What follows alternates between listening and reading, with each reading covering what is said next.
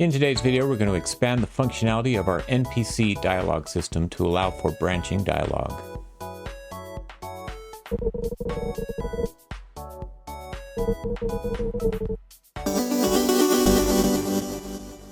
Hi, my name is Michael. Welcome to my 2D action and adventure RPG tutorial series. Follow along and learn how to create your own ARPG in Godot 4 using GD script. All right, so in this video today, we're going to get everything set up so that we can have some branching dialogue. And in order to do so, we need to do a few things. We need to add some new user interface or UI interactive elements to our dialogue system, and so that the player can make the choices that are presented to them. And then we also need to update and add maybe a dialogue item type. So currently we've got our dialogue text, like we've got here. We need to have a dialogue choice, and then we want our dialogue branch, which is kind of like the answer or the options that the player can select. And that's going to contain its own set of dialogue text nodes, right? That the NPC or the system can loop through. And then we also need to update our dialogue system code to be able to handle all of these things. So adding some conditions and some functions to allow it to work with the new components in our dialogue system. And all the resources that are needed for this should have been already gathered if you've been following along with these NPC and AARPG tutorials up to this point. If not, you can find them on the itch.io page, which is linked in the description. And today we're just going to probably need some of these icons that we're using that you can see in the inspector. Okay, so let's begin by going into our dialogue system.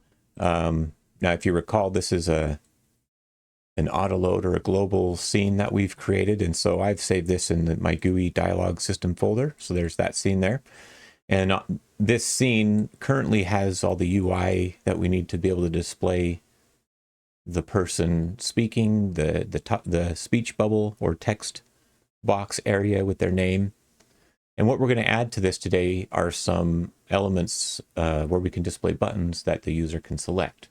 First, let's go ahead and just collapse a few of these things. Inside of my Dialog UI control node, I'm going to add a new node that we're going to use to contain these buttons, and it's going to be a vbox container. And we've used this in the past, if you recall. Let me just drag this somewhere in the middle. If you recall, this actually just kind of spaces items vertically within it, and it does so automatically. So you can see, let's add a couple buttons here. I'm just going to add actually just one and then duplicate it twice. Oop.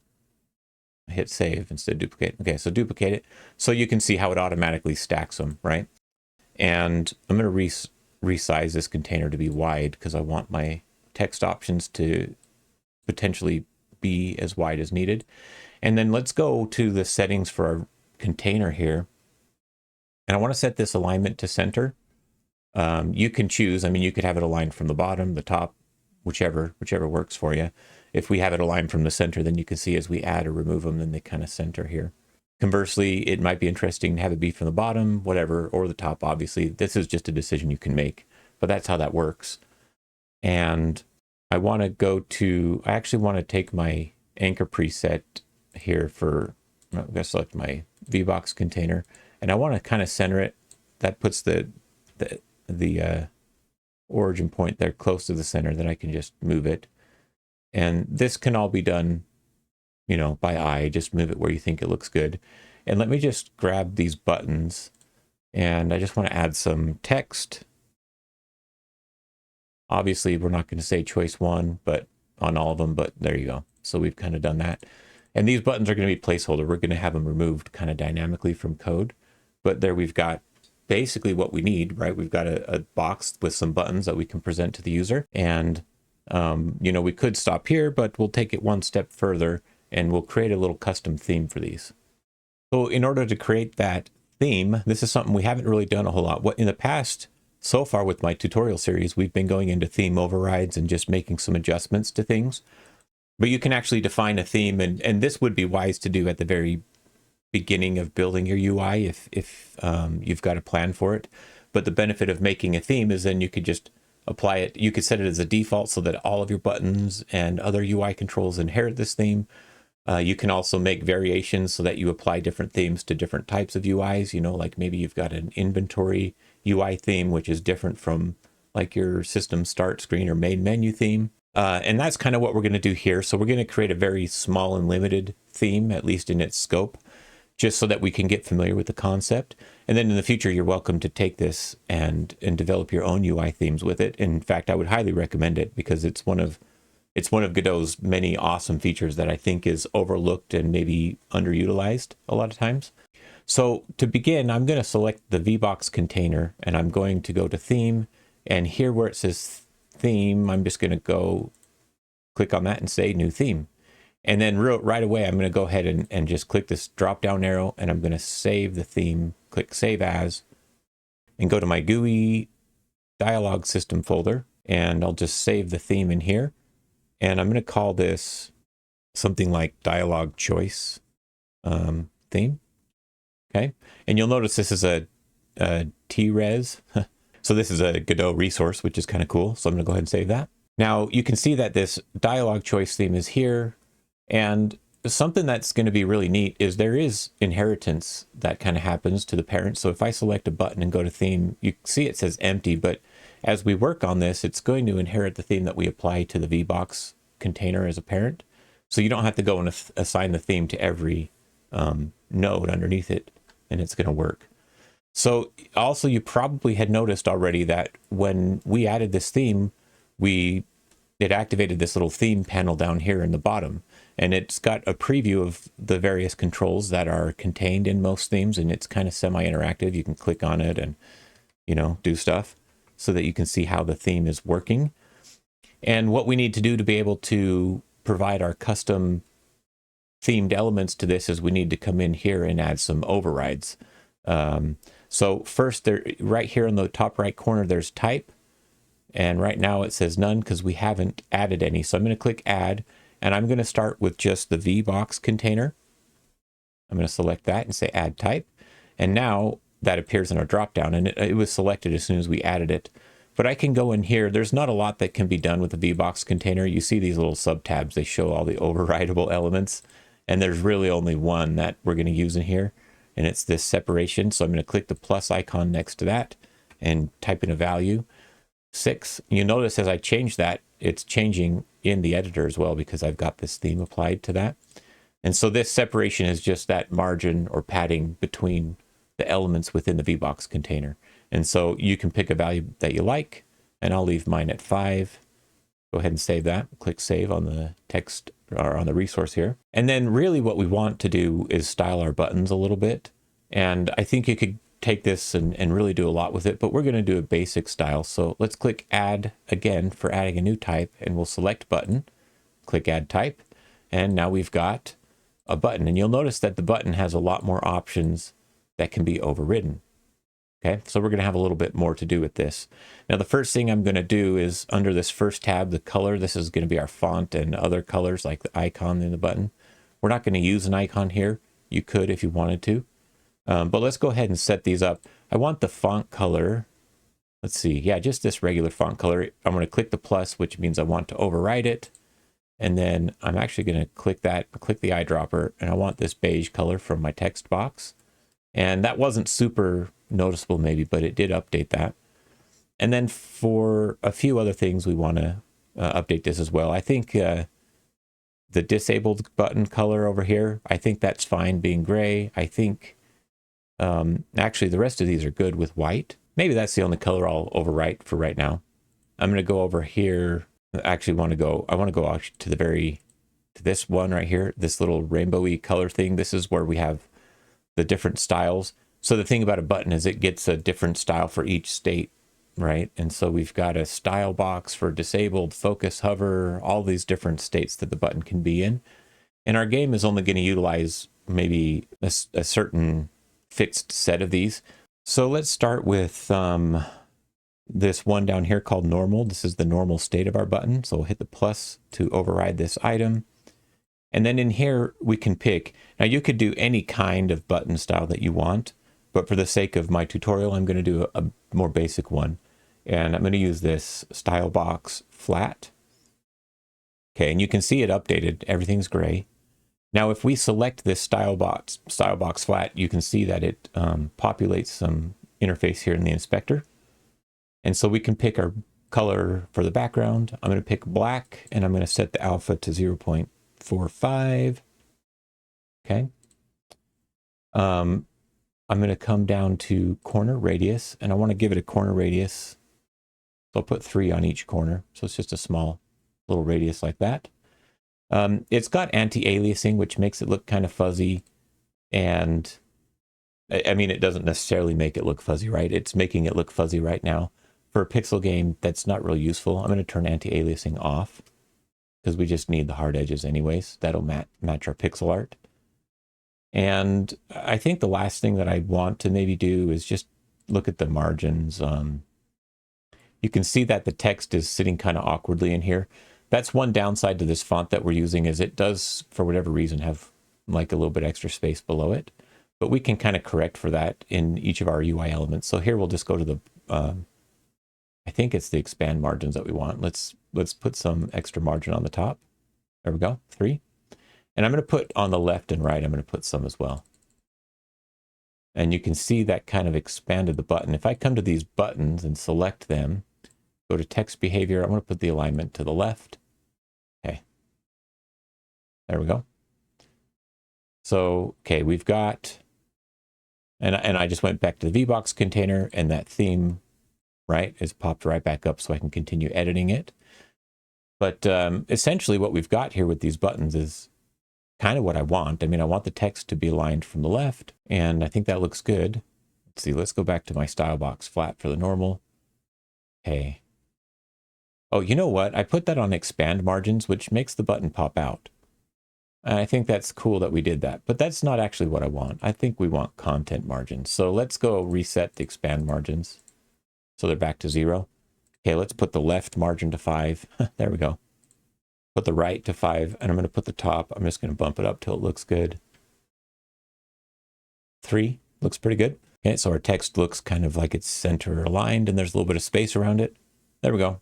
So content margins, not expand margins. Expand margins obviously means it's going to expand the button outside by a certain value, okay? But that was, I guess, worth trying so you could see it.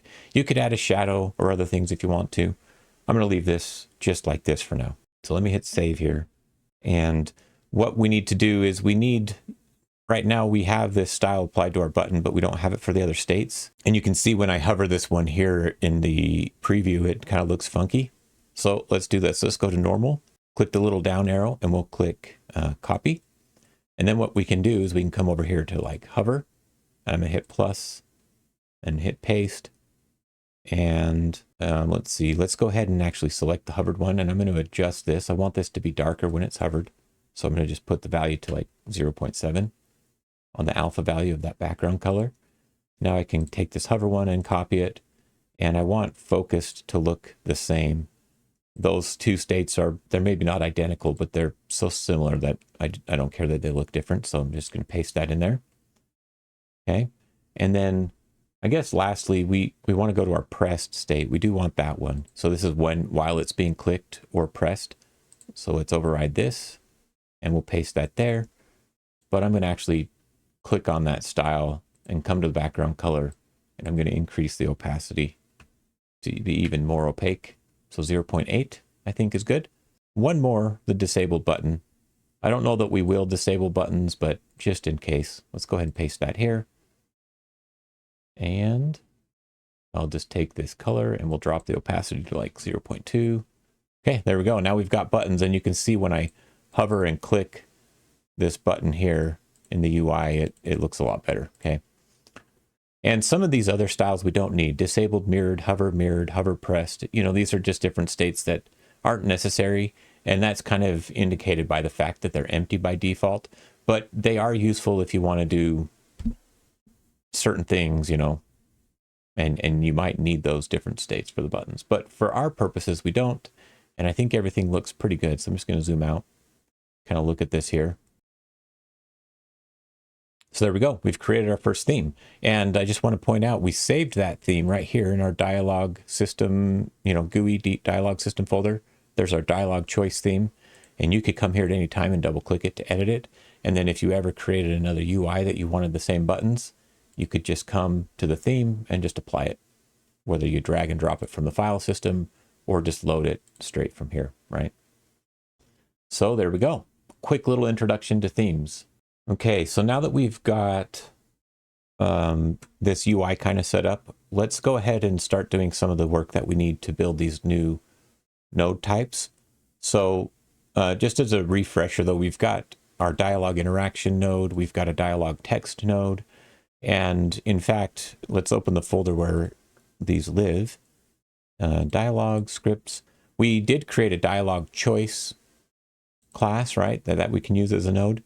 And I kind of did this. I'm going to actually remove this because we're not going to use choices here. What we're going to do is the dialog choice itself will sit here, and then all the choices will be a child node of that, because each choice needs to have potentially its own set of dialog text items. And so that's how we're going to build this, right? We're going to have, we're going to call it a dialog choice and a dialog branch. So let's start by creating the dialog branch script. And let's open that up. The dialog branch class is going to look like this. It's going to be a tool script. I've been adding tool to all of these because we're going to need that in the future, and it hasn't really played in yet, but so just go ahead and do that. I've given it an icon. There's an answer bubble icon that's in that icons folder if you grab those. And then the class name will be dialog branch, and it will extend dialog item. Okay, those are all very important for this to work properly. And then we are going to, here's what we're going to do. We're going to export a variable that we'll call text, and it's a string. And we can give it a default text just so that we know, right, what it looks like. And then this dialog branch is also going to contain its own set of dialog items. Okay. And if you recall, we did this in our dialog interaction script. And in fact, we can go look at that here in just a second, but we're going to have an array of dialog items, or not dialog item, because it could be any type of dialog item. Okay. And I just want to pull this in dialog interaction script up. And now that I realize I've got a lot of scripts open. So, okay. So you can see this dialog interaction script, we did the same thing, right? We had dialog items. And what we did is we just went through and found all of the dialog items in the onReady. So I'm actually going to go ahead and copy this ready function and go back to the dialog branch. And let's go ahead and add that here. We don't need this area connect on this, but we do want to gather all of the dialog item children and append them to this array. And that's pretty much all that this class needs to do. Okay, because all the rest of the magic is going to happen outside in other locations. So let's go ahead and just save that script and call it good. Okay, now let's go to our dialog choice script, and you can open that from your file system if you need to. And you should already have had that configured if you've been following along in previous videos. And like we did, I removed that one export variable we had. We're going to replace this with a variable. It's not an export variable, but we're going to just call this dialog branches, because each dialog choice should consist of multiple branches, right? And it needs to be at least 2 to justify this existing. So this is an array of dialog branches. It needs to be that dialog branch class that we just created. Okay. And like I just said, right, it doesn't make sense to have fewer than 2. So let's go ahead and, if you recall in the past, we did the configuration warnings. We did that with maybe dialog interaction. What these do is this is a way for us to hook into the UI and be able to say, hey, we want to get some warnings for the configuration screen and notify the user if they haven't configured or set up this node properly for it to function. And so we'll do that. And I'm going to go ahead and I just pasted in my configuration warnings. It's pretty simple. So you can just copy this, but we're going to check, we're going to create a function to check. And if this function returns false, then that we're going to tell the user, hey, you need at least 2 dialog branch nodes. Otherwise, we don't need to return any messages. So let's create that function. I just copied that function name here. And this should return a Boolean. Okay. So check for dialog branches function. Let's just make it return false at the end here, because we're going to need that. And that'll get rid of the red highlight. So it's a valid function. And then let's do this. We're going to count how many nodes we find, how many child nodes we find that are of dialog branch class. So we'll start with a count variable, and this will be an integer, and we can set it equal to 0. And then we'll just simply start looping over the children. So for C in get children, we do the following. We say if C is dialog branch, then we can take our count variable and increment it by 1. And then we'll check if the count is greater than 1 or greater than or equal to 1 because, hold on. If it's greater than 1, that means we have 2 or more, right? And at that point, we can return true. And we're good to go. Okay, so quick little function. It's going to loop through. And let's go ahead and save this work. We're going to need to come back and do a little bit more here. But what I want to do is go to our scene here with our NPCs. And let's take this guy that's patrolling around. He's only got one dialogue text. And I'm going to select the dialogue interaction. And I'm going to add a dialogue choice. And I just, real quick, well, yeah, you can see, look, it's got a little warning. Requires at least 2 dialogue branch nodes, okay? So let's go ahead and add a dialogue branch. And actually, you'll notice the dialogue branch is not displaying our icon yet. I'm going to go ahead and reload the project so it'll populate that. So just be right back in just a second. Okay, and we're back. Dialogue choice. Let's go ahead and add that dialogue branch now. So if we extend the dialogue item, there it is, dialogue branch. It's got a nice little answer icon with a very distinct color. And you'll notice the warning is still there because we only have one dialogue branch. So let's go ahead and duplicate that. Now that we've got 2, the little warning goes away. And we're good to go. So I'm going to select the dialogue branches here since I'm adding them. Dialogue branch 1, dialogue branch 2. Text. Well, here, we'll update those in a second. Once we make it make sense. Let's finish our dialogue choice script first, because that's really the piece of work I'm trying to do here. I'm like that dog and squirrel, you know, like, oh, I want to do this thing. I think we're mostly done except our ready function. So let's just build that out real quick. And because we've made this a tool script, it's smart to build in this if you ever make a tool script in your ready function, you want to add this isEditor_hint. And then you can always adjust it later. If you decide that you want some of this code in the ready function to run in the editor, you can change that. But just start by doing this so that you don't inadvertently end up with some sort of bug related to it in the editor. And then we'll loop over the children. We've been using this kind of pattern a lot in recent videos.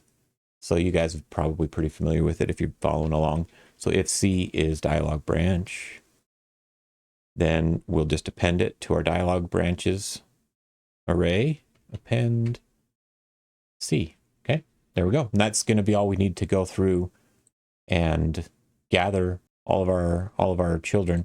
I'm not sure why I'm getting an error here. Let's see what it say. Function get. Oh, it's because I spelled it wrong. If you spell it wrong, it doesn't work. That's probably the #1 error in most beginner code, is just misspellings. Okay, there we go. Let's go ahead and save that. And we're good to go with that class. It's complete. Pretty simple, right? I mean, both of these classes, both the branch and the choice, are very simple classes, which is nice because it's not hard to understand what's going on here. They're just collecting some information and they're good to go. And I think in an ideal world, all of our classes should be small and concise like this. You know, when you're making games, it's a little bit sloppy sometimes, and they're not. But well, yeah. Okay, so let's go back to the scene here. And I had started to set this up, but let's kind of think about this dialogue interaction. Eventually, this is going to lead into a quest system as well for the NPCs. So that'll be one of the upcoming videos that we do, or a couple of them. And so let's adjust his initial text. Instead of saying, "Hi, how's Hero?" Let's have him say something else, like well, like, I don't know, "Yo, Hero, will you help retrieve my magical flute?" I'm just from the dark dungeon. Okay, so he's going to ask the hero for help, right? And then the dialogue choice is going to prevent some options. And you'll notice our dialogue choice does have NPC info. We could change that. We don't really need to, but because usually it's going to be the same person with the text, but you could if you need it to be a different portrait. Same with our dialogue branch. Well, actually the dialogue branch, we're never going to use this NPC info on this one, but it's there because it inherits it. So we're going to give the hero 2 options. He can say, we'll say, count on it. I don't know. Or he could say no.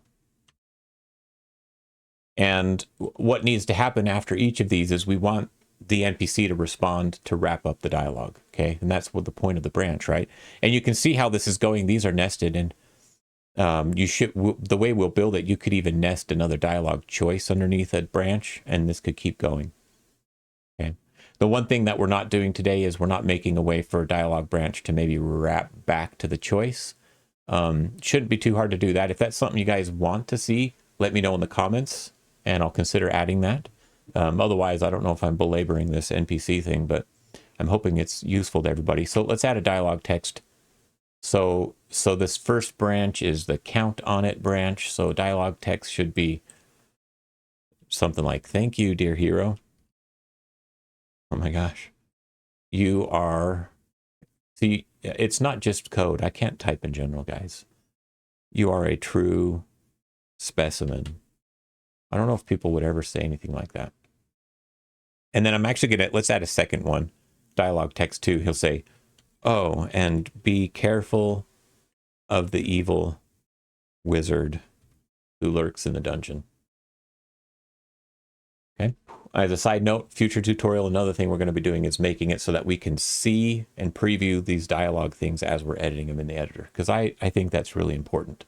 Okay, so there we go. We've got some things. If you choose count on it, he'll give a response. And then if you say no, then let's just add a dialogue text.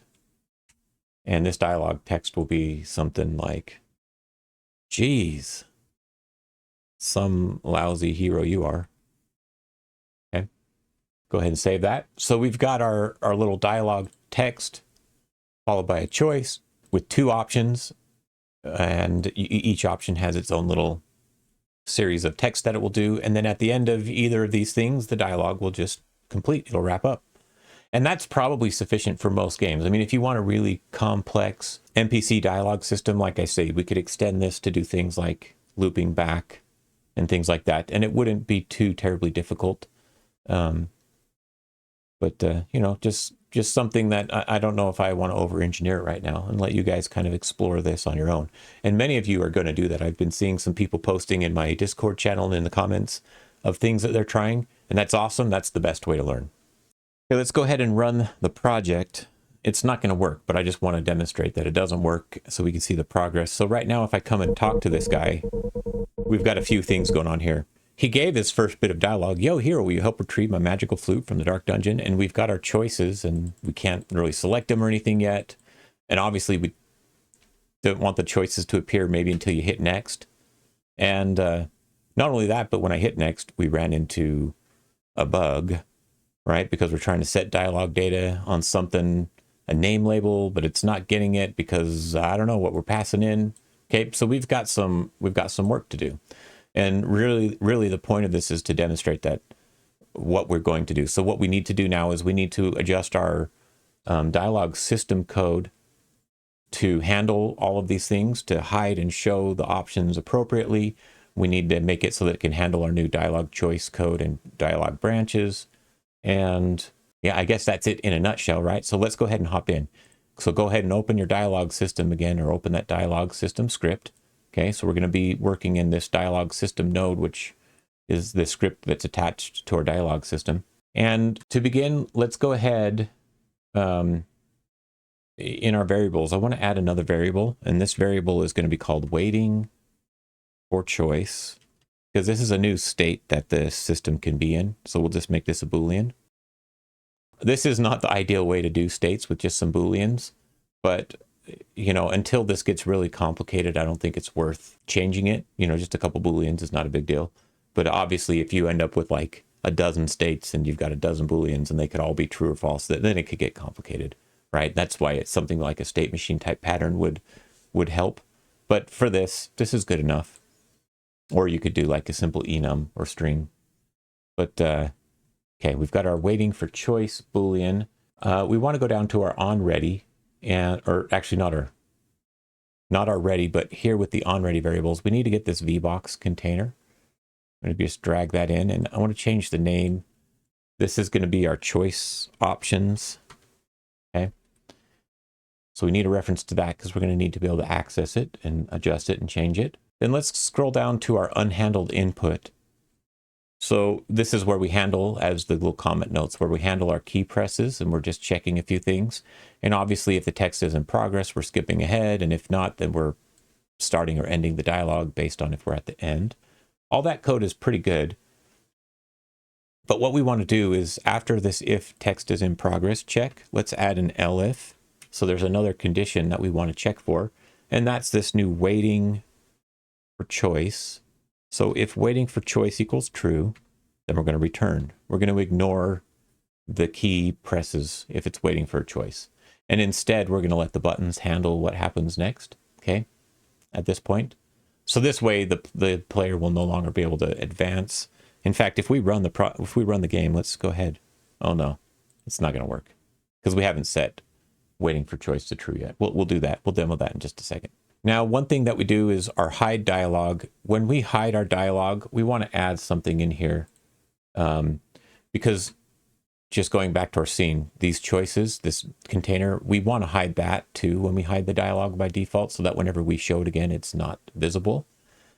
Okay, so right somewhere in here, we'll just say our choice options, I think that's what we named it, .visible equals false, okay, because we just don't want to show that, okay? Quick little update to the hide dialog method. Now we'll go to our start dialog, okay? And down here, the first thing we want to do is we actually want to add a new line at the beginning of start dialog, and it's going to say waiting for choice equals false. Okay, so that by default, that's the default thing, and most text items are not waiting for a choice, okay? And then we'll come back and we're going to update this a little bit more later. But we've got this code down here, and we're going to look at this. We've got set dialog data and this other stuff, and we start a timer, and then every time it times out, we continue to type text. Most of that functionality doesn't really apply to the choices. It's quite different. And so we're going to update our code structure a little bit to make this easier to handle. So let's go. Let's look at this set dialog data method that we've created. And I'm actually going to grab this. I'm going to cut it. I'm going to move it up before the timer timeout because it's more relevant to what we're working on here. So I'm just going to reorganize the code a little bit. Could go ahead and delete this commented out line. Okay, so we've got set dialog data. I actually want to rename this. I want to change this from set dialog data to set dialog text so that these functions are going to become specific to the type of the type of dialogue thing that they're handling, if it's dialogue text or choice, okay? So let's go back to our dialog system. We're going to call that set dialog text. Ignore the error up here for now. But what we are going to do around this code is we're going to, in fact, let's just go ahead and delete that little line of code that's got an error because we're going to change that. But the rest of this code right here, I'm going to cut this. We're going to remove it from the start dialog, and we're going to bring it down to our set dialog text. And set dialog, we'll just put it at the end, okay? And one other thing that we're going to do with set dialog text is we had a check in here before where we checked if it was dialog text before we did a certain thing. Now that this is set dialog text, we're going to know that, hey, we're only handling the dialog text. In fact, this should be, we could change this to type of dialog text, you know what I mean? Okay, because that's what we're passing in here. So we know that we can handle it in a very certain specific way. So what we can do is let's go back up to our start dialog and we'll move that conditional check here. So we'll say if D is dialog text. Okay. Then we can say set dialog text. We're just going to call that new method, that new function, or the reconfigured function, right? And this might give us an error, maybe, maybe not. If you wanted to be very careful, you could say as dialog text to make sure that it was sent as the right type, the right class. And then we're going to end up with an elif statement here, right? Because we have a new type. So if the dialog is a dialog choice, then we want to do something different, don't we? So we'll just say set dialog choice. We're going to make a new method, a new function that we'll call set dialog choice. And we'll pass in our dialog as dialog choice. Okay, so let's go ahead and create this. I'm going to copy that little sucker there and make a new function, set dialog choice, and that's going to take our _d dialog choice variable. It will return void.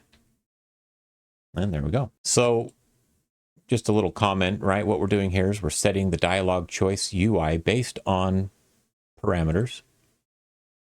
Okay.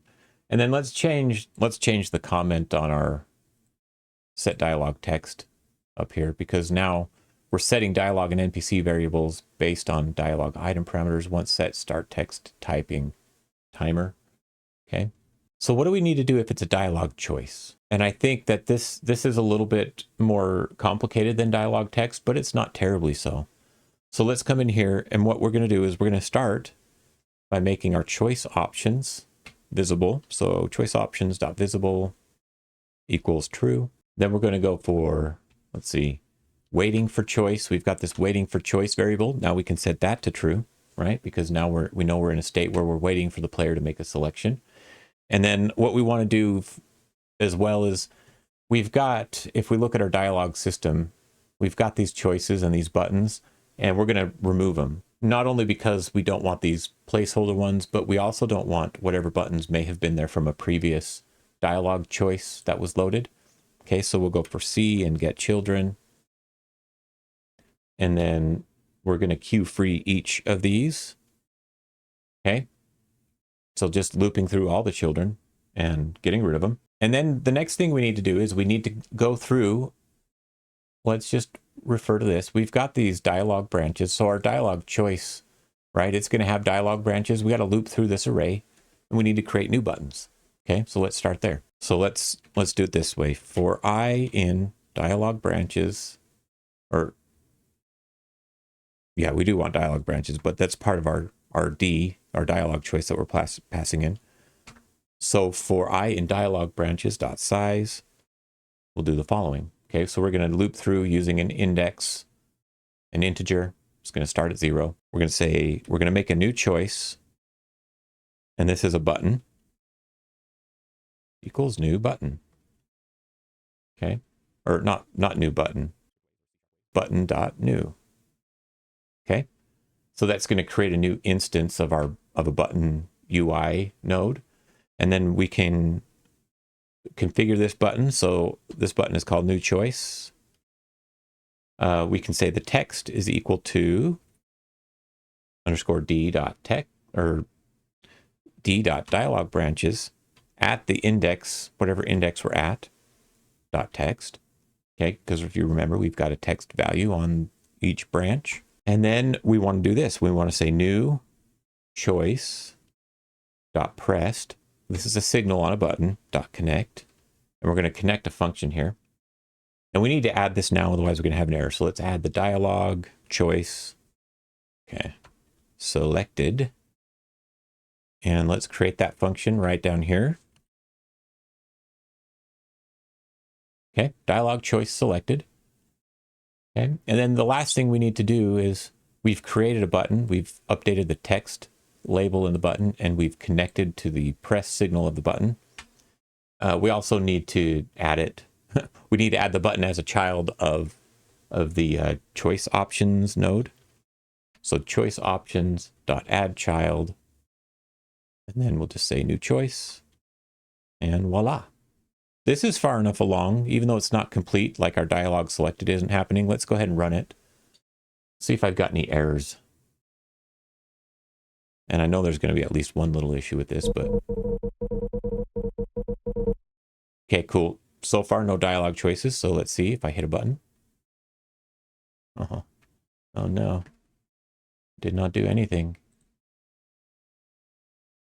Oh, I know why. Actually, I don't know why. Let's look at this real quick. I didn't get an error. Okay, so I was looking through this code really closely, and I noticed one small but extremely critical error here. And that's on our queue free line. You'll notice what we're doing is we're saying for C and get children. So what this is doing is it's getting the children of dialog system. And I think it's trying to queue free those. Anyways, this is not what we want to do. we want to queue free the buttons, which are children of choice options. So let's do this. Okay. Now I think if we run that, we should get a better result. Still not going to be 100%, but it should work. Let's give this a go.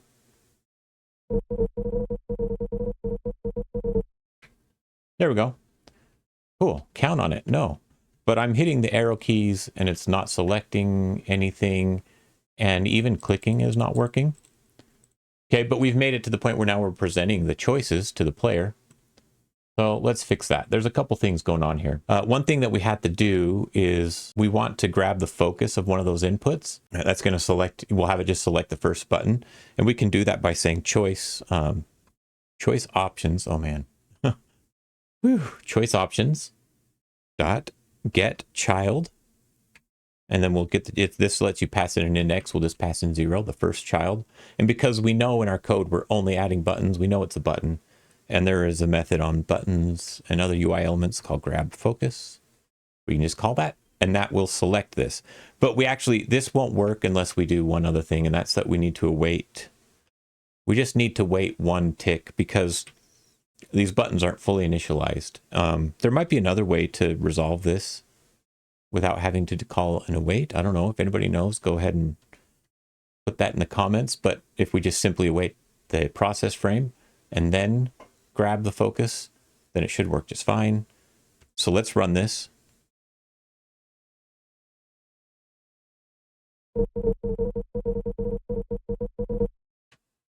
Hey, there we go. See how it was selected on count on it? And now I can move it with my arrow keys. Clicking still doesn't seem to do anything, but I can hit enter on them and you can see that it's kind of toggling the pressed state, right? We obviously haven't written code to handle selection yet. So one other thing that's happening is the text is center aligned and I wanted it left aligned. And that's because I set the alignment on the button instance, not in the theme. So we'll fix that. But let's address the mouse issues real quick. And the main culprit of the mouse issues is going to be a canvas layering issue because this is probably behind something that's blocking the mouse. I'm going to just try setting this to 3 and running this again. I think this should fix it. Oh yeah, there we go. Okay, so now it's behind some other UI element that I have active. Another potential fix for that would be to making so that whatever other UI element it is isn't blocking the mouse. And that might be necessary depending on how you have it set up. But anyways, there we go. So let's go ahead and finish hooking up the code. And hopefully I remember to adjust the centering of the text, although that's not critical to the game working, right? So let's close this. Dialog text selected. So we have this, right? For each button, we're connecting the signal to dialog choice selected. And then we're going to come down here. And what we want to do is we want to call show dialog again. But we need to be able to pass in the dialog item array, right? The items. So let's just assume we have that variable and it's called _d like we've been doing. So here's what we're going to do. This is going to be a dialog branch, and it'll have dialog items. Okay. And that'll work, right? Because if we look at our dialog branch, we've got dialog items, and it's just going to go through the scene and gather these and add them to the dialog items array. But we do have one issue. And if we look at our dialog system, when we're connecting this signal, well, we're actually connecting the pressed signal, and the pressed signal doesn't contain the dialog branch. So we need a way to be able to pass that. And there is actually a way that we can come in to these functions, and we can use this little method called bind. And what bind will allow us to do is to pass in an optional argument, parameter, or whatever into this callback function that we're using here. So in this case, we need it to be a dialog branch, and we actually have one because we're iterating over them right here. So let's go like this. We can just say d.dialog branches at the current index. So each button is going to be connected to this signal, but it's going to pass in a different dialog branch based on the button that it is, right? It's going to pass in whichever branch we use to create the button. Okay. And then it'll simply call dialog choice selected, pass those in, show dialog, and then that should start our little dialog from whatever's in the branch. And unless I'm crazy, Cocoa Bananas, this should work. Okay, ready? Let's talk to him. Let's say no. Geez, some lousy hero you are. And then it ended. Perfect. I'm happy that worked. Now let's go ahead and say count on it. Thank you, dear hero. You're a true specimen. We do have one other issue. Our options didn't go away. Right? And why didn't they? Did they go away the first time? Let me run that again. Doom, doom, doom, doom. Yeah, they didn't go away. Okay. So let's fix that. That's going to be in our set dialog text. We can fix that probably. Or we could do it in the dialog selected, actually. Let's go ahead and do it here. Let's say we should do it before we call this function, just to be safe. Let's get our choice options, .visible, and set that to false. So as soon as they select one, I should turn those off. There we go.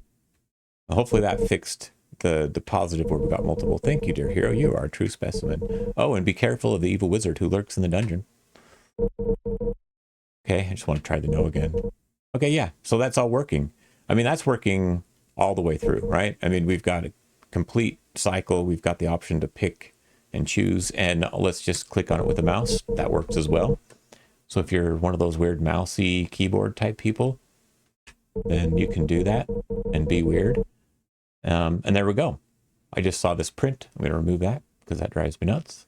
Now let's just kind of address a couple of issues that we ran into and wrap this whole thing up. So one was related to, actually let's go back to our dialog system. Our choices were not left aligned. So let me just select these buttons and we go to the, is that text behavior? We turn the alignment back to the default. And then, well, something that I overlooked, I guess, is we can't really set the alignment here in the theme. And obviously if we set it on the button, that's not going to carry through because we're removing the buttons. So we'll go ahead and set that in code. And if we look here, it's actually pretty simple. We can just go new choice and there's an alignment property and we can set it equal to, and it's going to give us some hints, horizontal alignment left. Let's go ahead and run the project and that should resolve that issue. There we go. Now my options are left aligned and yours don't have to be, but that's how I wanted them. So that is fixed. There's one other issue is you can actually hit escape and pause the game while we're in a dialogue, or it not just pause it, but it goes to the open up the menu. We don't really want that. So let's address that real quick. And we'll address that one in the pause screen code. So let's just go to the pause menu and I'm going to open up this script. Let's see.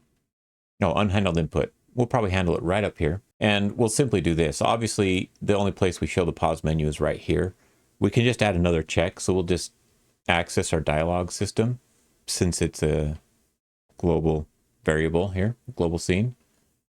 So dialog system, if this is active, then we'll just return. Okay. That'll fix that little bug. And let's go ahead and just run this one more time.